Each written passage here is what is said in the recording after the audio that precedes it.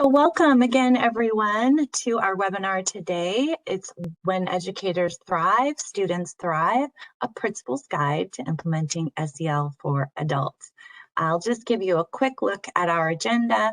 We're going to do our introductions, of course, and then we'll hop right into our panel discussion today. We want this to be useful for you. This is your time. We want to make sure that we make the most of it. So we're going to cover the research-based benefits and impacts of adult SEL that can have on school communities, how to get started on SEL for Adults initiative, and then some of the common challenges that a principal may encounter while implementing SEL for adults and how to overcome them. So of course, we'll have time for a Q&A at the end, but along the way, do please put your questions and comments in the chat box, and I'll try to jump in if we need to midway and ask our experts, but otherwise I'll hold on to those and we'll make sure we get those at the end as well. All right, so thank you for introducing yourselves in the chat box. My name is Jennifer Sanderlin. I'm a Senior Education Partnerships Manager with Committee for Children. I get to work with schools and districts across the United States, primarily in the southern states are my area, to work on social emotional learning, bullying prevention, and child abuse prevention initiatives. I've been doing this work for 9 years, and it's always my pleasure to do webinars like this with our friends and colleagues and experts in the field. So just a tiny bit about Committee for Children before I introduce the rest of our panel and get them going. If you're new to our webinars or new to our organization, well, I would love for you to learn more. Committee for Children has a mission to foster the safety and well-being of children through social emotional learning and development. It's really always so wonderful to have our partners in the field. That is part of our success in being able to bring wonderful programs like our SEL for Adults program to you. But we also are strong advocates in the field. Having done this work for over 40 years, we've been able to be pioneers in starting the work and continuing the work. And our advocacy efforts are both at the state and federal level for policies and laws that support social emotional learning in schools, help to prevent bullying and protect children. So I hope you'll join us in those efforts. I'll put our website address in the chat box in a moment, and we'd love for you to visit and see what you might be able to do in your area.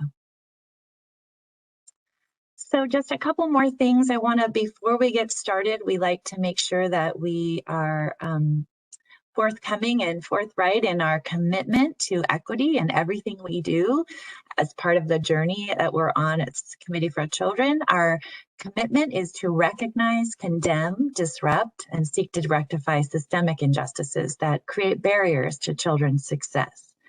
And before we get started on any of our important meetings, we like to acknowledge that the Committee for Children's offices sit on the unceded traditional lands of the Coast Salish peoples, past and present, specifically the first people of Seattle, Washington, the Duwamish tribe. And lastly, I just want to mention that if you are new to our webinars or new to our organization, we offer a holistic approach to building supportive communities for every child through social emotional learning. And I think you'll get a good sense of how we do that in today's webinar. But our Second Step family of programs, you can see kind of from the graphic here, centers around the child, supporting the whole child by building social emotional competence, addressing bullying, and helping protect children in school with resources that also support adult educators and extend beyond the classroom. So you'll see our SEL for Adults and our out of school time programs are there too. And while today's webinar isn't going to focus specifically on the components of our social emotional learning for adults program, I would like to invite you to a webinar that does do that in detail anytime. So you'll just go to our same place you registered for this one, which is secondstep.org/webinars, and you can find out all you need to know about all of the programs that you see wrapping around the child in that graphic. So with that, I'd like to So start off by introducing my colleague, Rachel Cam, who is our Director of Programs here, and one of the people who's driven many of our products and our programs at Committee for Children, specifically right now today talking about our SEL for adults. So Rachel, would you like to introduce yourself and our friends and experts? Sure. Thank you, Jen. So as Jen said, I'm Rachel Cam. I'm the Director of Programs, and I've been at Committee for Children for a very long time. I've been developing programs here for going on 15 years now. And most recently, I've been the lead on our new Second Step SEL for Adults program. And we are really lucky today to have with us two amazing human beings and school leadership professionals, Dr. Douglas Fisher and Dr. Dominique Smith, both of whom we work very closely with while developing their this program, along with their school, secondary school in San Diego, Health Sciences High and Middle College. And they're here to talk with us today about navigating your way through helping your educators thrive during this really challenging time. So I'm going to hand it over to Doug. Awesome, thank you. And I think Dominique's going to start us this afternoon, whichever time zone you're in. I am. So I'm excited. Yeah, as you got to hear, we love what we do every single day. And I know that is sometimes challenging. And I'm out of school right now. I am over in my office. I'm hearing chatter of a math final going on. And I had a student come by earlier and she was talking about being excited about it. I got to joke with her and say, I heard you love math and I heard you love school. So this is a positive. But as we've looked at this, SEL has been a focus of ours for a long time. And it's easy to start to think about the SEL framework for students. And as we've put so much effort into that and into that space, we start to realize some of the adults have been missed.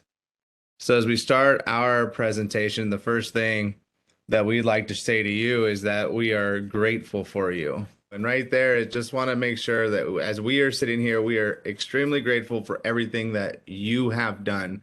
And in the language and the things that we're seeing and the world that we're in right now, it's hard. It's really hard. I get to work with colleagues that I absolutely love and care about. And I see pain, I see frustration, I see confusion, I see anxiety, I see everything coming out. And as leaders right now, we are trying as much as we can to say, I got your back.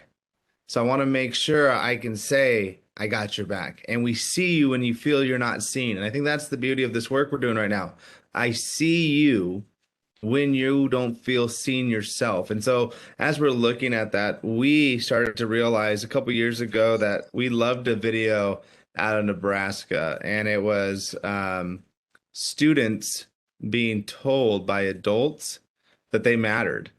And it was just so beautiful because that's what our schools were about, right? We got to go tell kids, you're the reason I come to school. You're the reason I'm here.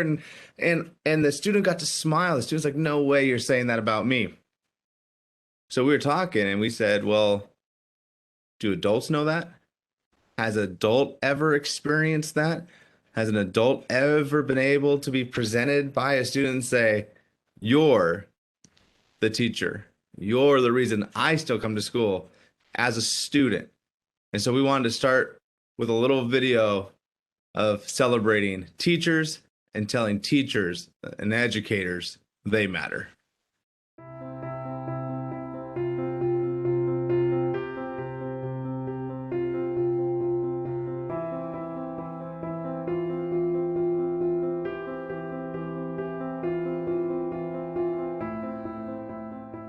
Okay, so I'm doing this project and I was asked which teachers make me want to come to school today, and you were one of them. So you're one of the reasons I want to come to school every day.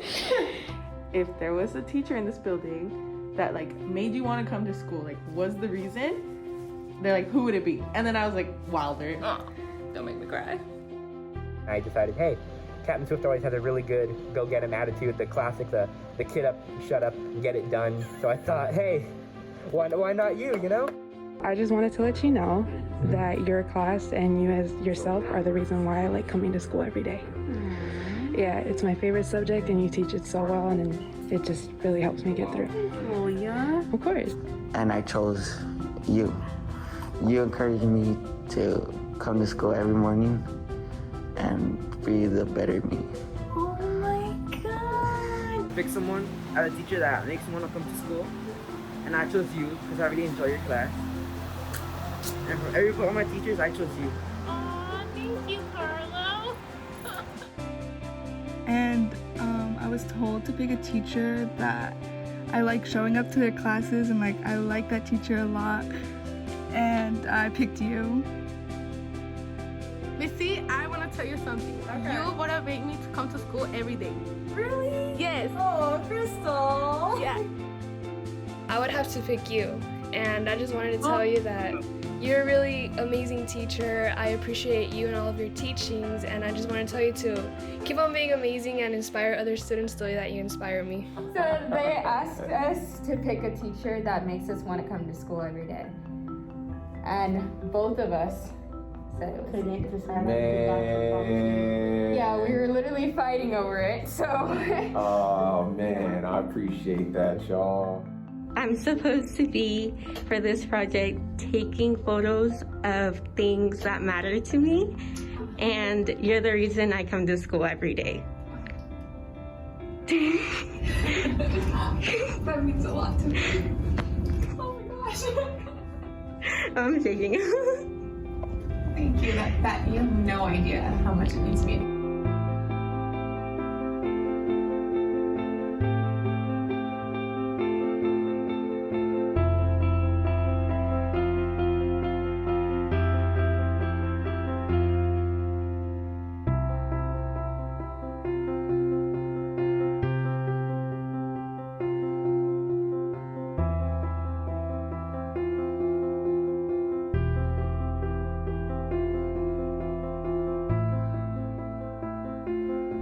I'll never forget this moment.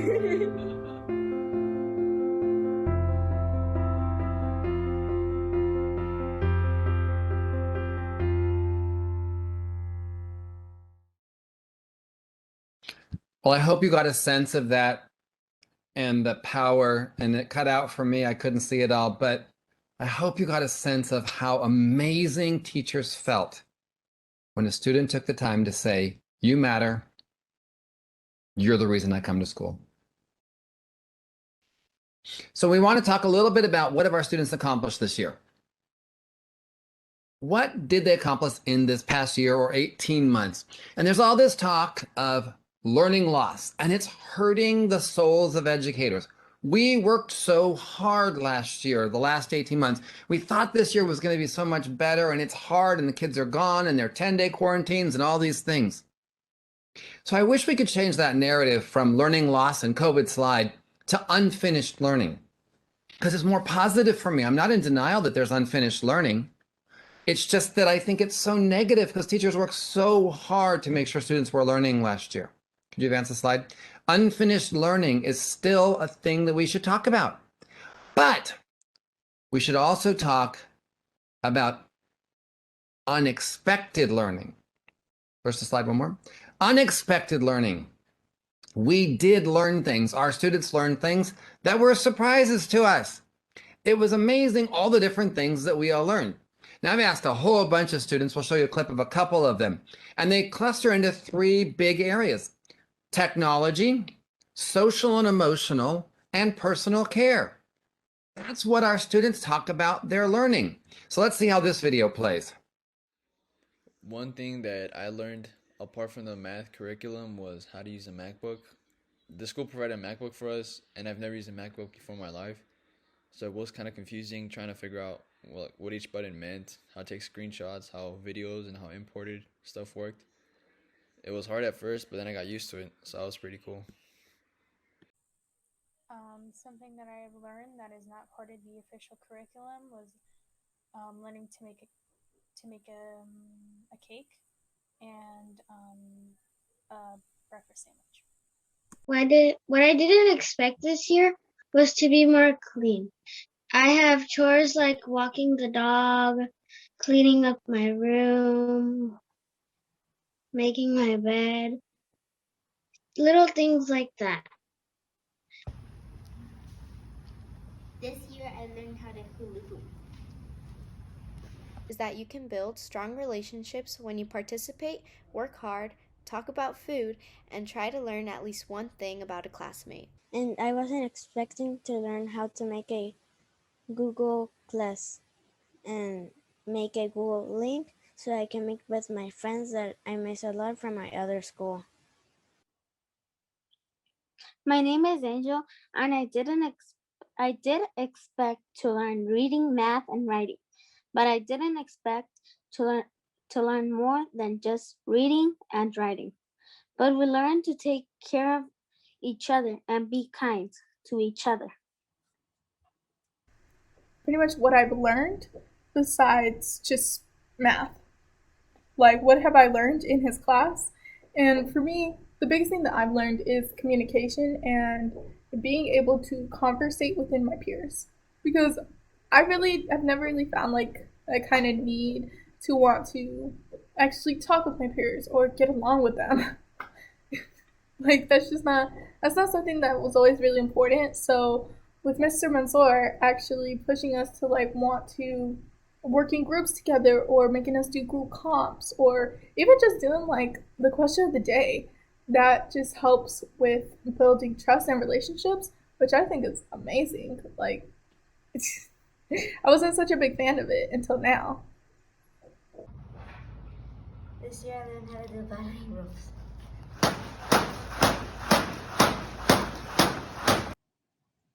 Hello, my name is Jasmine, and this year I didn't expect to get so good at technology.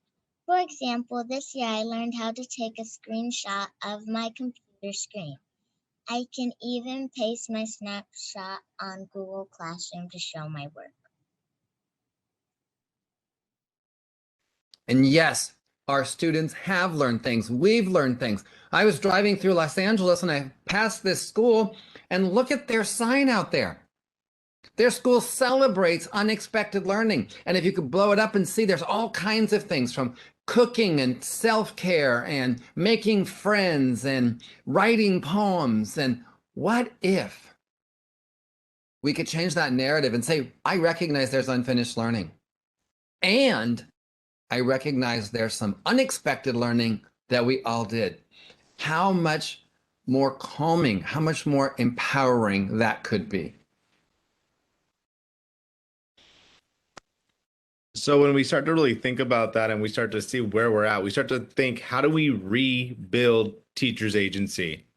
And so what we do realize, if we move the slide forward, is that we understand that probably in one area and time, you were feeling really great about being a teacher.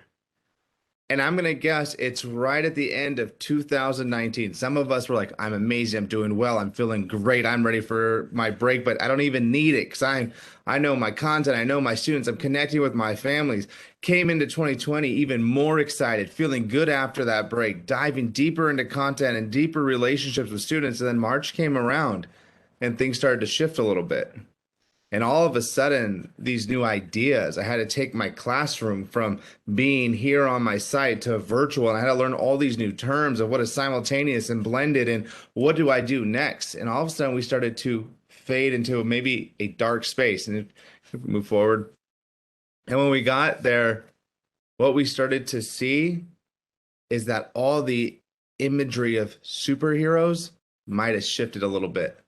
We had superheroes in our buildings, and we still have superheroes in our buildings, but there was moments when people didn't feel that. We move forward. When we thought, I just am trying to stay above water right now. I am trying not to drown in new language, new content, new experiences. What is Zoom, and why do I have to push unmute every single time? And we started to get there. And all of a sudden, our peers that were fabulous teachers faded away from our profession. Because as we look into our next slide, what we started to see is that when we as educators were putting in all of this effort, we were asking ourselves, does this effort even matter? To all those young teachers that were I saw it on YouTube, in a scuba gear and swimming into their classroom and saying good morning class in their living room, or dressing up and building a whole new school in the back room of their house to just try to bring education to life daily. We started to ask all of these efforts, does it even matter? And all of a sudden that we started to shift our thinking. Because when we see and feel that what I'm doing does not have impact, does not matter, we fade away and we say, that's not what I want to be. That's not where I want to be. That's not who I am. And our agency starts to decrease. And all of a sudden, as you look at the research, as our agency decreased, we saw people leave the profession. We saw retirement skyrocket. We saw what I think it was 27% of educators leave. So as we look forward, we have to realize, what can we do right now to reshape? And one of the things when we start to think about reshaping agency is feedback. We should be in a beautiful environment to accept feedback. Guess what? I didn't know how to use Zoom. I do need some feedback on how to do this better. I don't know what Pear Deck was. I do need some, some feedback on that. When I return back to my classrooms, classroom management is completely different than when I left. And how do I go through this? And how do I accept the feedback right now and seek the feedback and understand right now feedback is for growth, because we're in a moment of growth, and I have to be okay with that. And I have to understand, when I'm getting my feedback, I am growing as an adult again, as a learner again, and all of a sudden now I can ask my students, hey, you need some feedback, and I want you to seek feedback. I'm hoping we can be adults that are seeking feedback. I also know what helps reshape our agency as we move forward is making sure that we have time for collaboration. I guarantee during distance learning, there was a time and place where you were like, I wish I could walk down 2 doors, knock on my buddy's door, and just talk to them about education, talk to them about what I just did, talk to them about a pitfall that I might have had, talk about frustrations, because sometimes our significant other that was in the other room didn't know education, and we couldn't go and tell them what was struggling, because sometimes they said, I told you not to be a teacher, right? So we were searching for that. But then the other part of that is, we as educators want to grow. We want to be around a community of individuals that say, I believe we can make impact. So we start to have collaboration, and we start to make ideas, and we start to show lesson plans, and we start to say, okay, what can I do differently? We look at common assessments and say, okay, this is how you did and this is how I did. What can we do differently so the next round my students are even more successful? And so we need to be able to dive deeper and have those conversations as we're connecting. And then lastly, as we think about where we are on shaping agency, is making sure that we celebrate the success and know the impact of what I'm doing. I promise you, and I ask all of you, please start celebrating your successes. Be proud of what we have accomplished. Be proud of where you are. Be proud of what we are still doing in education. And as we look forward, and what we're trying to see is that we celebrate the power of small wins. If we can ask you to do anything, is we ask you to write down every win you've had during the week. So when you go on your weekend, you celebrate yourself rather than count all the things that went wrong. It is easy to look in any profession and label everything that did not work this week, every mandate that came new, every kid that was sick, everything that was confusing, every time you saw a Zoom box black.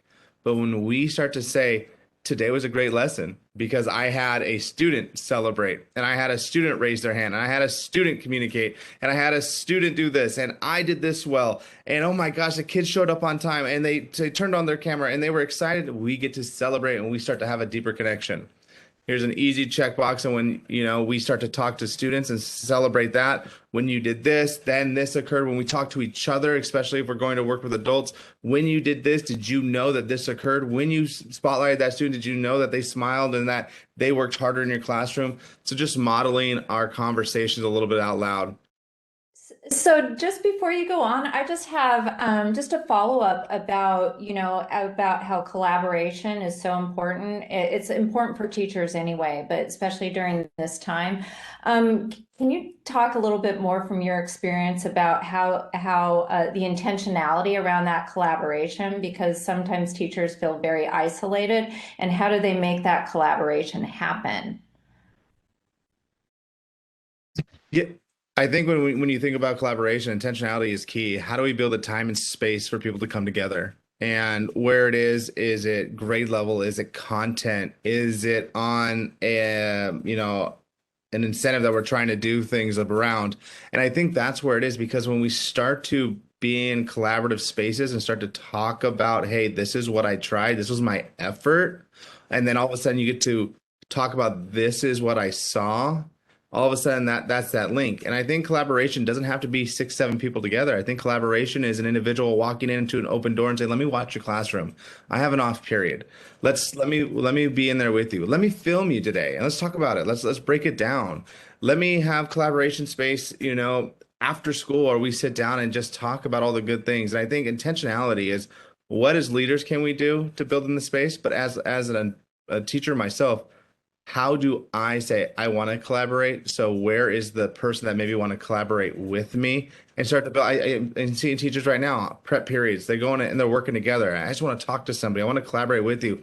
And it starts to build like that. We're in this together.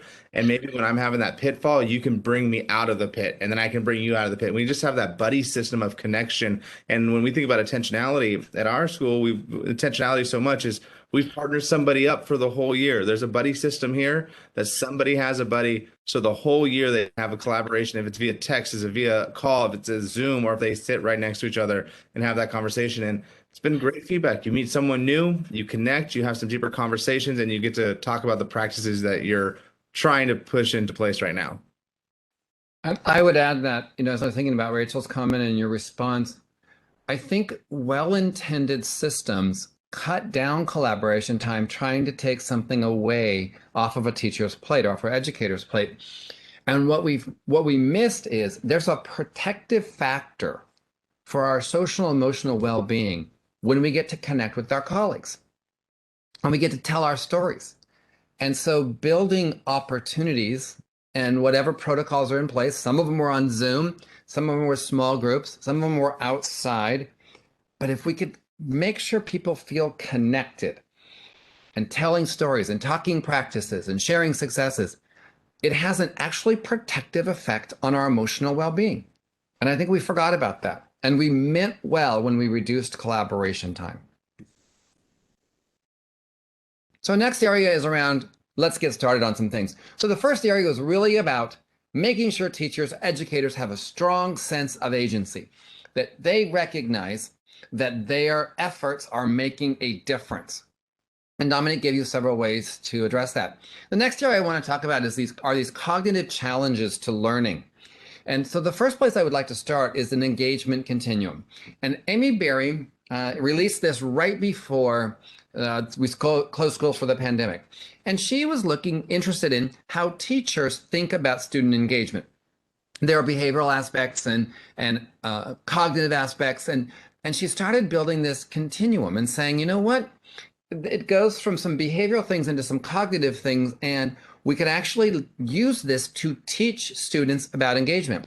And it's not engagement yes or no. Either you're engaged or you're not engaged. But there's a continuum that we are on. So we started playing around with this, and we started it during remote learning because we had to teach students about engagement in this new format of school. But this year, we decided to keep on with this continuum of engagement. We started having students define the levels. So what does it look like when you are disrupting? What does it look like? And these are samples. You'll have this. This is one class version during the hybrid teaching days. What does it look like at the next level? And at the next level, avoiding, withdrawing. What happens when you've actually moved to participating? How do students define that? So we had classes in breakout rooms, half in person, half remote, defining this. What does it look like when you move to investing in your learning? What does it look like when you drive your learning? But even more importantly, this year, when we came back to in-person, teachers started saying to students, what's your intention today? Where do you want to be? And then little check-ins or exit slips of students saying, here's where I really was, and here's my evidence for where I was in my engagement. So let's take a look at Sarah Ortega's class and their conversation around engagement. All right, my friends, today we're gonna do a close reading. But before we get into our close reading, I want us to think about our levels of engagement. This first level of engagement, disrupting. Can someone tell me, what is disrupting in your own words? Richard? When I'm working and somebody talking, disrupt. Thank you. When you're working and someone's talking to you, it definitely stops your learning. Thank you. Engagement is one of the things I love to teach. A lot of times as teachers, we assume that the kids know what participating means or why they're avoiding a certain task. It's important to teach the kids how to monitor their level of engagement. Kids don't come into school knowing what it means to be invested in their learning or what it means to set goals and to seek feedback. It's not part of a natural curriculum, right? It's not part of our reading curriculum or our writing curriculum. When I learned about the levels of engagement, I thought, let me try this on with the classroom. It made such a huge difference that now it's one of my favorite things to work on. In the activity levels of engagement, it is a continuum of different levels, all the way from not engaged, avoiding, withdrawing, to driving. Having that conversation with the kids and having them come up with examples creates such a sense of ownership with the kids and really letting them know that they are in charge. They're in charge of their engagement, which affects their learning. You guys told me some awesome stories that were so funny about times that maybe we avoided doing some work. Zadie, tell us what's avoiding. Avoiding is you're supposed to do a bunch of work and you're like, oh, I have to use the bathroom. One time in second grade, I was avoiding. I didn't want to do the work. So I told the teacher my stomach is hurting really bad. I said I had a stomach ache because I was really scared if I was gonna fail. With my Ortega, I would tell her that I'm not ready because I trust her a lot and I think she's a good teacher. In that group setting, it gives kids permission to be vulnerable and to be reflective as to where they are. Wherever they are is okay. It's completely accepted. And having that group goal of, okay, we're going to get there, and we'll get there together, that reiterates that sense of belonging.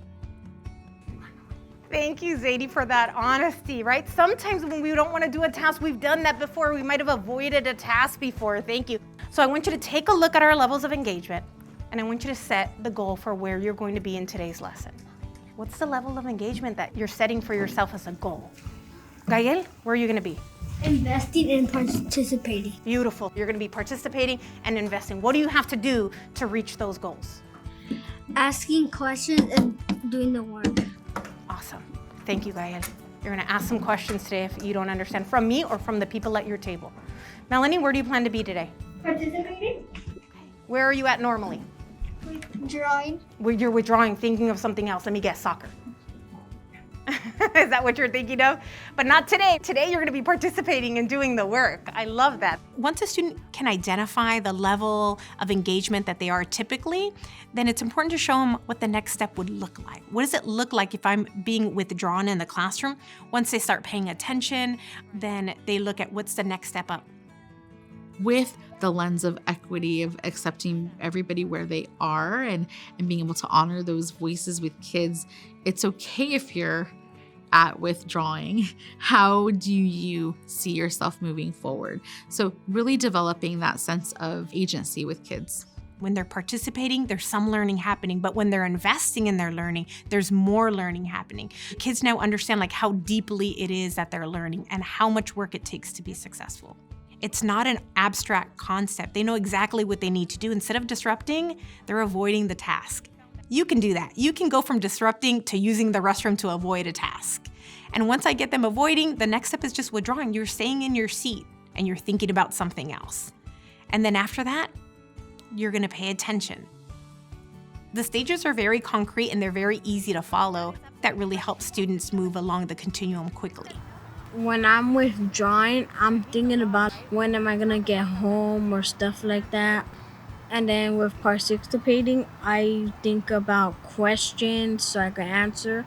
if I get in the investing level, I think I will be raising my hand a lot more because I need to start answering questions for 5th grade and I need to start reading more and more. When kids feel empowered, there is just this sense of confidence. There's a sense of ownership. There's a sense of, yes, I can do anything.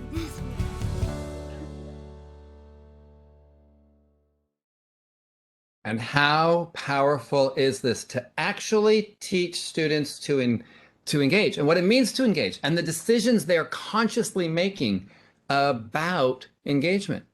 And by the way, when we teach our students to engage, the quality of life of teachers goes up because this is what we're looking for. It builds our agency as well. So I'm going to quickly review another set of research on why do students disengage. So these researchers took a huge pile of cognitive sciences research and they said, what are the cognitive challenges to learning? And so we took that at our school here and we took it apart. We took all 9 of them and we said, what might be solutions to these cognitive challenges to learning? Why do students disengage? And it was so empowering. And teachers started saying, you know what? I can identify reasons that students disengage. And I'm not angry at them. I don't bribe them. I don't punish them. I don't send them to Dominique. Here's a reason I believe this student is disengaged, and here's what I'm going to do about it. So great PD, great professional learning experience to take apart these 9. So we'll go fairly quickly through these 9, and you can see the article. It's in Ed Leadership. It's free. You can go online and find it. Ed Leadership, why do students disengage? The first reason the students disengage is mindset. And there's all kinds of mindsets. Some students approach math, say, I'm going to fail math, etc. But one of the mindsets is this content is not relevant to me. And when students don't see relevance in the content, they disengage. And it's very frustrating for educators. So what might we do about this? Well, we might, some recommendations we would have is, do we talk about the importance and values? Do we increase ownership of learning? And do we explore habits of mind? Do we actually teach habits of mind? So if you diagnose and say, the reason I think this student is disengaged is because of a mindset, there's actually things we can do about it. Second barrier is metacognition and self-regulation. All these things we really want from our learners, setting goals, focusing, paying attention, all these things. But sometimes, as one example, when a student is overconfident about what they already understand, they disengage. So how do we address that? What are some recommendations? Do we create reflection assignments?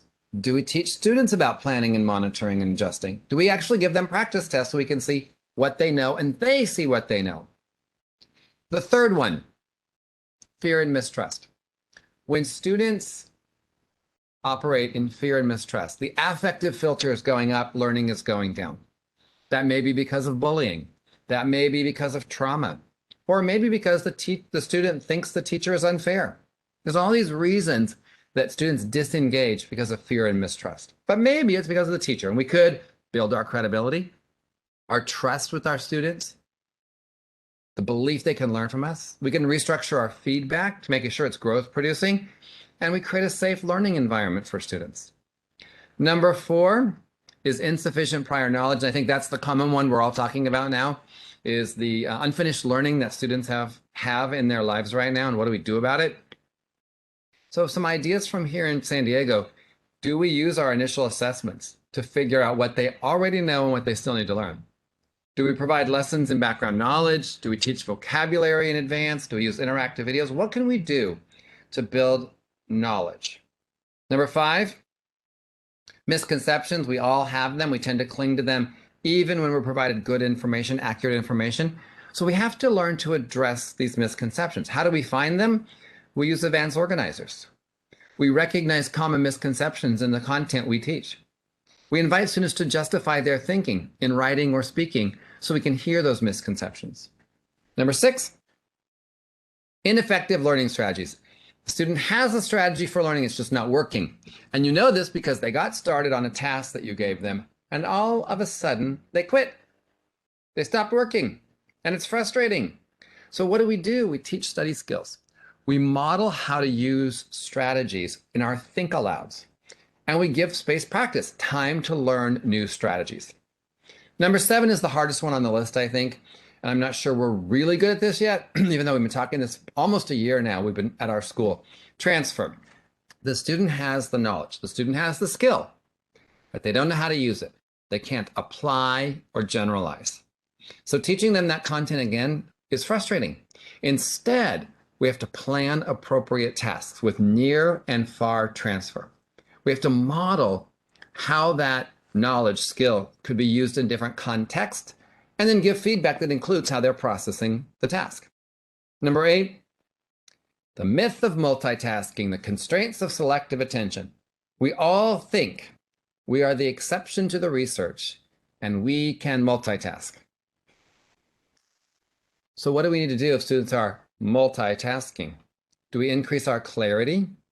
Do we use breaks and reorientation strategies? Do we teach students to avoid? Do we have lessons on multitasking? And the last one of the cognitive challenges is cognitive load theory, the constraints of mental effort and working memory. They're trying to concentrate on too much or remember too much. And all of us have experienced cognitive load. When we hit the cognitive load, overload, nothing more is getting in. And if we're not careful, we'll start to have diminished returns and we'll forget things. So what do? Are we effective at organizing and chunking information? Can we use visual and auditory cues? And do we give students retrieval practice? Are there tools we can give to teachers to address engagement and disengagement so they feel more effective, more efficacious, and then the agency continues to grow? I just want to comment on that. I appreciate the time you spent on that, Doug, talking about student engagement, teacher agency. There was a recent survey that RAND did, and they said one of the top reasons why teachers are leaving the profession right now is because they're feeling ineffective. Their inability to engage their learners. That's the top reason. So this is really important for us to think about. Thank you. Thank you. And we want to save people. We don't want these people quitting their jobs and feeling awful about their careers. We want them to have an impact and to recognize their impact. Thanks for that. So when we start to think about overcoming and we start to think moving forward, I think the biggest thing right now that we're learning for adults is to take care of yourself. And when I think of that and I look at my colleagues and I look at myself and I look at my wife as an educator, it's very easy to not take care of ourselves because we take care of everybody else. We take care of our students. We take care of our colleagues. We take care of the parents when they call. We take care of our own children, our own family members when we're at home. And so all of a sudden we walk into this place that we're supposed to make this huge difference with an empty cup. And we can't do much with that empty cup. And so we're really trying to motivate every individual right now to really start thinking about themselves. Because when you really think about it, you've been, taking care of yourself through this crisis. So when I think about that and we'll move forward, is we take ourselves through this crisis so we can continue moving forward. We can continue this journey.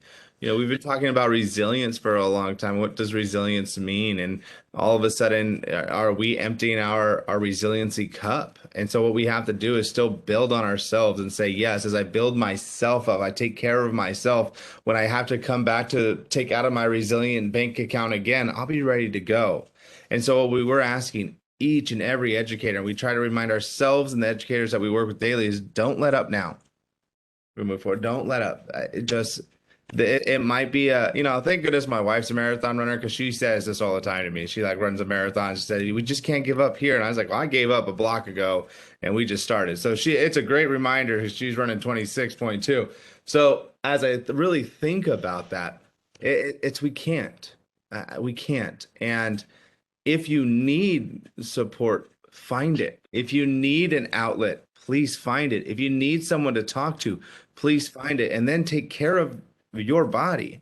It's easy to sit behind a desk all day right now. When we were in Zoom, oh my goodness, how often did we not even realize how many hours we were behind the camera? And we just had all of our little snacks all around it. We were eating and talking, eating and talking. You got there at 6, and all of a sudden 6 p.m. You're like, how did I stay here all day?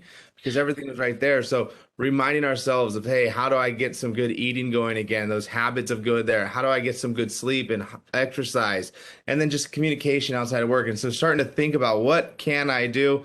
We're having a little bit of a challenge here of trying to eat better. So it's, there's a bunch of us here challenging each other and to making sure that we're drinking enough water and working out every day. So try to pick a challenge maybe, with somebody. And then when we really get there, as you've been thinking about yourself, we can move forward. As you start thinking about yourself, we are our best and our finest when we take care of each other. We've been working on ourselves for so long, but we can start to rebuild together, right? I have a great system here of people that I care about and they care about me.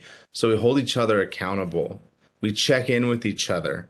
As I might have, put so much on me and so much on me, all of a sudden I didn't take care of myself today, right? And I took care of my colleagues and my friends. Am I going to deem myself, I missed again? I'm going back to the old me. I'm not worrying about myself. No, I have someone that's going to come in and say, I got you today.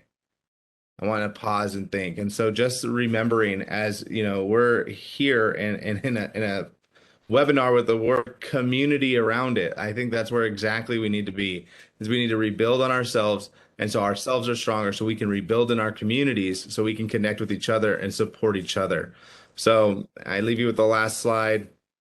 It's just community for care and just ways to show up. How do I show up for this person today? How do I show up for this person today? And how do I show up for this person today? And how do I show up for myself? And just making sure that we are together during this time. But we do know, and we ask very, very much from each one of you that is here, you take care of yourself and help others around you, because if we can't, we won't make it for our students. And that's what we're here for. And it's okay to reach out. It's okay to ask for help. It's okay to remove stigma, if it's through therapy, or if it's through conversation, or if it's through yoga, any stigma that might come through with any of this, because we're making sure we're taking care of ourselves during this journey.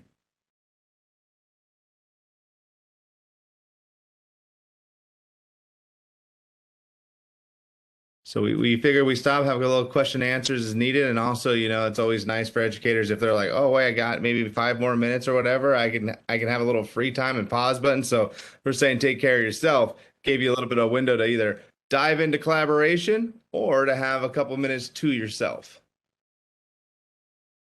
That's a good point. Thank you for that. I will just let you know that the comments in the chat box have been so positive. A lot of really great people just saying, this makes sense to me. Thank you for mentioning that. I'm really so happy for all these comments. Some things around the multitasking, some aha moments, it looks like, for some folks. I think one of the things, maybe Rachel, I don't know if you can speak to this just as we're finishing our time up, of one of the things that came up I'm seeing is about taking things to scale and making sure that you can have some sort of systems in place. And I know, Doug, you talked about a few of those, but if there's any connections you can make, I guess, in those last few minutes to the SEL for Adults program and the ways that maybe will help take things to scale.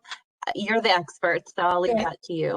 Yeah, right. Thanks, Jen. So I said at the top that we work pretty closely with Doug and Dominique on our program, and all the lovely professionals at HSHMC and some other partner schools across the country. And we really got some great insights into what it really does take to take SEL to scale, and SEL for adults. And what we really discovered through this is that leadership is key. That you have to start with leadership. And you want to get the adults on board first. And it is really important that you take care of the adults first so they can take care of the students. That is our motto for the SEL for Adults program. So we took that concept and we created a school-wide SEL for Adults program. That is, we tried to take into account how busy teachers' lives are, leaders' lives are. We made it pretty simple to implement. But one point I want to say is key is you want to allow your teachers time for collaboration. And we found that during the field testing of the program, and now that it's out in the field, that this is the piece teachers like the most. We get there's a lot of these individual learnings that they can just do on their mobile phone, but when they get the chance to work together, it's kind of aha and share their learnings and insights and really have time to collaborate. That's the piece that really brings it together. And we really saw that working with these schools, and especially at HSHMC, they have dedicated teacher collaboration time. And when you see leadership do that at a site level, it really makes a difference in the school community. And so those things are incorporated into our SEL for Adults program. Thank you. Yeah, I did put up the slide for anyone who does want to dive into that in another webinar. As I mentioned, you can register at secondstep.org/webinars. You can also find the research for those of you that really like to dig into research and to see, what went into this program, but even just things you can reference in your own as you're designing your own PD for your staff and thinking about your teams. That review of research might be really useful too. Are there some last parting thoughts that you want to share with us? Both of you are experts, Doug and Dominique, before we go. I really appreciate Dominique's comments. Yes, we say take care of yourself, and we said that from the very beginning of the pandemic, but we don't want people to feel bad and guilty if they're not able to do that. And now we need to move to this community of care where we actually take care of each other. And then someone said to me, that's one more thing. Yes, but give one, get three. And if we could do that for each other, holding hands through the remainder of this school year, we'll save a whole bunch of lives. Yeah, and I like just kind of after just hearing, us go through this again, it's a reminder what we do is pretty amazing. And the people that we work with are pretty amazing. And sometimes we get caught in our rooms, and sometimes we get caught isolated away, and sometimes we start to fade deeper and deeper away.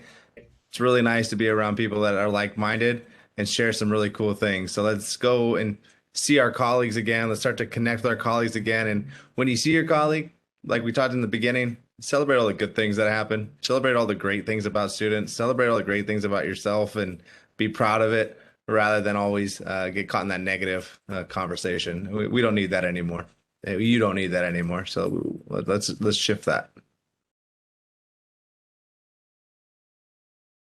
Anything, last comments from you, Rachel, if there's anything you want to add before we let our very hardworking leaders go?